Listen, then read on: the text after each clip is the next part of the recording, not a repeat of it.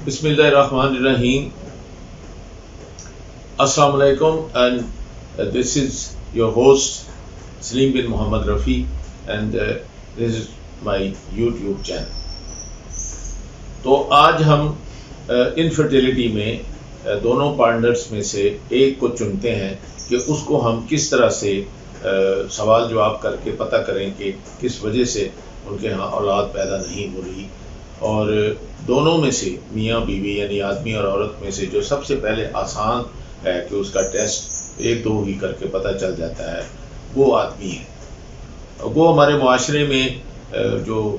औरत को लाया जाएगा उसकी या सास लेकर आएगी या वालदा लेकर आएगी, क्योंकि वो टारगेट है हमारे मुआशरे का कि औलाद अगर नहीं हुई तो अगर 5 है तो औरत है, आदमी का तो कसूर हो ही नहीं सकता, क्योंकि आदमी तो 2, 3, 4 शादियाँ कर सकता है। तो ये मैं उससे ज़रा हटकर आपसे बात करूँगा बतौर डॉक्टर कि मेरा अपना ज़िंदगी का 48 तकरीबन 85 साल हो गए कि मेरा तजुर्बा जो है इसमें क्या है। देखिए, सबसे पहले आसान है कि आदमी को आप इन्वेस्टिगेट कर लें, और जैसे मैंने प्रीव्यू में कहा है पहले अपने वीडियो में कि आप इस तरह से उससे सवाल जवाब करें कि वो कोई इनहिबिशन में, यानी वो उसको कोई शर्म ना दिलाएं या उसको कोई टारगेट ना बताएं जैसे ये कोई उसकी कमज़ोरी है। उसे इतने प्यार से, इतने अच्छे लफ्ज़ों से, कॉन्फिडेंस में लेकर के आपसे बड़ा उसका सज्जन कोई नहीं हो सकता। आप उससे पता कर लें कि क्या वजह है, क्यों उनके यहाँ औलाद नहीं हो रही। अगर उनके शादी में खुश हैं, अगर मियाँ बीवी के अज़वाजी ताल्लुकात ठीक हैं और वो लड़ाई झगड़ा नहीं करते हैं, अब उनके अपने ख्याल में कोई मसला नहीं है, तो मेरा ख्याल है कि आप आदमी से पहले जो है ना टेस्ट करें। और पहला बुनियादी टेस्ट उसका जो है ना, उसको पहले सवाल जवाब करने के बाद आप उससे कुछ बातें जो ज़ाती पूछ लेने के बाद आप उससे मुआयना करें। एक आम मुआयना जो है हमारे पाकिस्तान में आदमी को वो एक्सपोज करके वो मुआयना करना बड़ा मायूब सा समझा जाता है कि वो चंद ही डॉक्टर हैं जो इतना टाइम होता है, जितना टाइम वो अपनी कंसल्टेशन में ऐसे मरीज़ों को देते हैं उसमें में तो नाम भी नहीं पूछा जा सकता, और वो पैसा लेके तो उसको दूसरे मरीज़ को अंदर बुला लेते हैं। ये मेरी नज़र में बेहद बेईमानी है, अनएथिकल है। और जो मैंने यहाँ 30-40 साल से पाकिस्तान में देखा है कि पैसे की खातिर हमारे बहुत ज़्यादा जो डॉक्टर हैं वो इसी तरह ही प्रैक्टिस करते हैं। उसका नतीजा ये होता है कि ये जो लोग हैं जो कि इनफर्टिलिटी में प्रोसेस से गुजर रहे होते हैं, ये इनको बेहद तकलीफ़ होती है, इनको बेहद सज़ा मिलती है, और उनका इसमें कोई कसूर भी नहीं होता। और डॉक्टर अपने पैसे बटोर लेता है, बड़े बड़े हज़ारों रुपए के टेस्ट करा के उसकी परसेंटेज भी लेबॉर्ट्रियों से ले लेता है, और दवाई वालों के जिनके टीके लिखता है, ब्रेक करता है, उनसे इसको अलग पैसे मिल जाते हैं।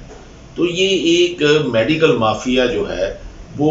जैसे पॉलिटिकल माफिया है, जैसे इंजीनियरिंग में माफिया है, जैसे ब्यूरोक्रेट्स में माफिया है, जैसे बैंकर्स में माफिया है,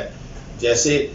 दूसरे जो हमारे जैसे बड़े बड़े ज़िम्मेदार हैं जो फ्यूडल लॉर्ड्स हैं, जैसे वो ऑपरेट करते हैं। तो जैसे मैंने अर्ज़ किया कि आदमी जो है उसका जो पहले हमें देखना चाहिए, और उसका जो एक्सपोज करके जो उसका मुआयना करना है वो भी उसको जिस तरह हमारे यहाँ सतर है, जिस तरह हम पर्दे का ख्याल करते हैं, हमें सारा उसको नंगा करने की कोई ज़रूरत नहीं है। उसके ऊपर चद्दर डालें, उसकी इजाज़त लें, उसे बताएं कि उसे ये भी नहीं कहें कि आप सारे कपड़े आपको उतारने की ज़रूरत है। आपको सारे कपड़े उतार के क्या करेंगे? आपको तो सिर्फ एक ख़ास एरिया है जो उसमें आपने देखना है कि खुदा न खास्ता इसके जो जेनिटल ट्रैक्ट है वो डेवलप्ड है, या खुदा न खास्ता इसे पैदाइशी वो नहीं है, या वो इतना वो साइज़ छोटा है जिसे हाइपोस्पेडियस कहते हैं कि वो उसके तो तलक हो ही नहीं सकता। तो वो उसका इलाज है, किसी का इलाज नहीं है, वो बता सकता है। इसी तरह टेस्टिकल और गिल्टियों का है। आपने जब 2 चीज़ें ये देख ली तो उस वक़्त आप जो इंग्विनल एरिया है, यानी आप पेट के निचले हिस्से में और जहाँ टांगें शुरू होती हैं वहाँ पर पेट कर लें को कोई ग्लैंड तो नहीं है, कोई ज़ख़म तो नहीं है, क्योंकि कुछ ऐसी बड़ी ख़तरनाक बीमारी हैं जैसे सिफिलिस है, वहाँ पर वो एक गड्ढा सा पड़ा होगा, उस गड्ढा सा उसे हम पंच्ड अल्सर कहते हैं, वो 99% سفلس سے ہوتا ہے، اور وہ انتہائی خطرناک بیماری ہے، اور وہ عام طور پہ سیکچولی ٹرانسمیٹڈ ہوتی ہے، یعنی وہ کسی گندی عورت سے ہی آتی ہے، اور وہ اگر کوئی بچپن میں غلطی کر بیٹھا ہے اور گندی عورت سے مل گیا تو وہ تو دونوں ٹیسٹیکلز کو وہ سفلس کا آرکائٹس یعنی ان کی گلٹیوں کی انفیکشن ہوگی، تو وہ اس کو پکی طور پہ ہوتے ہوئے جراثیم سارے ختم کر دے گا، تو وہ اب تو بچہ کہاں سے آئے گا جب اس کے پاس جراثیم ہی کوئی نہیں ہے، سپرم ہی کوئی نہیں ہے۔ تو آپ کو ایک 5 منٹ یا 10 منٹ کے اس ایریے کے جو آپ نے معائنہ کیا ہے اس سے آپ کو یہ سب باتوں کا پتہ چلتا ہے۔ اب اس کو مد نظر رکھتے ہوئے آپ اس کے ٹیسٹ کرائیں۔ پیشاب کی جو انفیکشن کا کرنا ہے تو وہ تو پیشاب کا صرف انالیسس جو ہے تو سستا سا ٹیسٹ ہے، اس میں پس ہوگی، اس میں بلڈ ہوگا، تو بیکٹیریا ہوگا، تو آپ کو پتہ چل جائے گا۔ اور اگر پس بہت زیادہ ہے اور آپ کو اور کوئی چیز نظر نہیں آ رہی تو یہ بھی رکھیں کہ خاص طور پہ جو بہت زیادہ جو پس آ رہی ہو اور اس کے خاندان میں ٹی بی کی ہسٹری ہو کہ دادی کو، نانی کو، جنہوں نے جب وہ پیدا ہوا تھا تو اس کو ہولڈ کیا تھا، گود میں اٹھایا تھا، منہ کے پاس لیا تھا چوما، اس کو وہ ٹی بی ہو جاتی ہے۔ تو ٹی بی وہ صرف پھیپھڑوں کی نہیں ہوتی، ٹی بی جو ہے وہ گردوں کی بھی ہوتی ہے، کڈنی کی بھی ہوتی ہے، پھر وہ پروسٹیٹ جو ہے اس میں بھی وہ چلی جاتی ہے، تو وہ پھر وہ ٹیسٹیکل کو بھی ڈسٹرائے کر دیتی ہے۔ تو آپ کو یہ دیکھنا پڑے گا کہ یہ عام بیماریوں کا پہلے نکالیں، عام بیماریوں سے دوسری جو اس قسم کی جو سیکچولی ٹرانسمیٹڈ ہے جیسے سفلس ہے، دوسرا گنوریا ہے، ہرپیز ہے، وہ بھی اپنے ذہن میں رکھیں۔ تو جو آپ کو شک پڑ رہا ہے کہ اس کا کوئی نہ کوئی وہاں ایویڈنس ہے تو اس کے ٹیسٹ کرائیں۔ تو اس کا ایک سیمن انالیسس 4 سے 5 دن تک اسے کہیں کہ اپنی وائف سے وہ اس کا تعلق نہ ہوا ہو، اور بہترین ٹائم وہ ہوتا ہے کہ مینسز میں عام طور پہ 4 سے 5 دن مینسز آتے ہیں، تو ویسے ہی ان کا وہ ہوتا ہے ناگا، تو وہ اس کے بعد آپ کو کہیں کہ بھئی اسے نہانے سے پہلے آپ اپنا ٹیسٹ کر کے مجھے دکھا دو، اور دیکھ لیں کہ بھئی اس کے 20 ملین سے اگر زیادہ ہیں اور اگر 60% سے زیادہ وہ بالکل ایکٹیو، وہ ٹھیک ٹھاک ہیں، نارمل ہیں،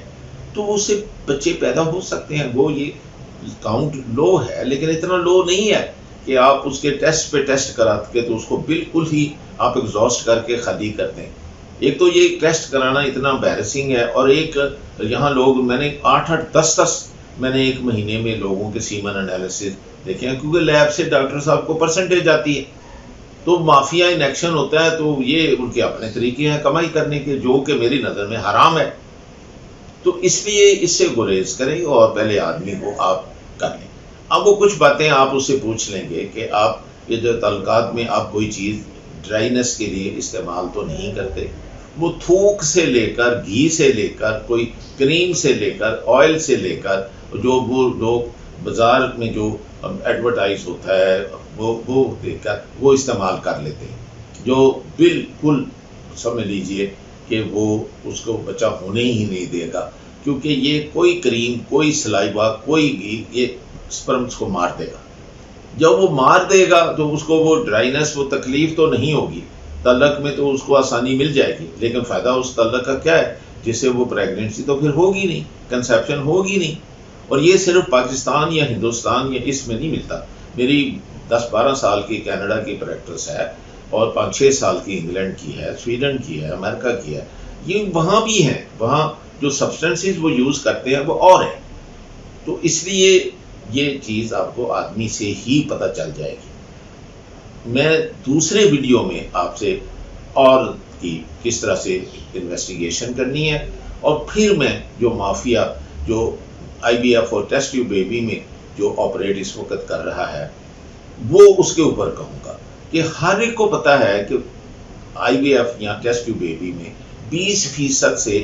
کسی خاص ہی کوئی سینٹر ہوگا جس سے زیادہ کامیابی ہے، تو 80% یہ رپ آف ہے۔ 80% وہ جو پاپولیشن کو پیسے اتنے ہی لیتے ہیں تو اس سے وہ اربوں کروڑوں پتی ہو جاتے ہیں۔ کوئی میڈیکل کالج بنا لیتا ہے، کوئی وہ ملٹی سٹوری پلازا بنا لیتا ہے، باہر جو ہیں وہ ان کو دیکھو تو وہ کہیں انہوں نے جہاں نیچرل گیس میں شیئر ڈالے ہوئے ہیں، وہ سونے اور اس کے اندر شیئر ڈال کے وہ کیے ہوئے، لیکن وہ انہوں نے جو پیسہ کمایا ہے وہ ناجائز طریقے سے کیا ہے، وہ ایکسپلائٹ کیا ہے۔ ان کو بھی پتہ ہے کہ 20% کے ہی یہ ہو سکتا ہے بچہ اس سے IVF سے. تو میرے خود اپنی زندگی میں کافی مریض آئے ہیں جن کی اووریز ہی نہیں تھی، یعنی سلیکشن میں پتہ تھا ان کو، لیکن ان سے لاکھوں کروڑوں روپے لے لیے، اور ظاہر ہے ان کے بیبی کہاں سے ہونا تھا جب اس کے ایگ ہی نہیں ہے. تو اسی طرح میں نے آدمیوں کو بھی دیکھا ہے کہ کمپلیٹلی اسپرم ہے ہی نہیں، بچپن میں ممس ہو گئے تھے اور اس نے آرکائٹس کیا اور وہ اس کے پاس 0 تھا سپرم، اس کو بھی ٹیسٹ ٹیوب بیبی کے اس میں رجسٹر کیا. یعنی سلیکشن میں ہی ان کو وہ ایسے غلط لوگوں کو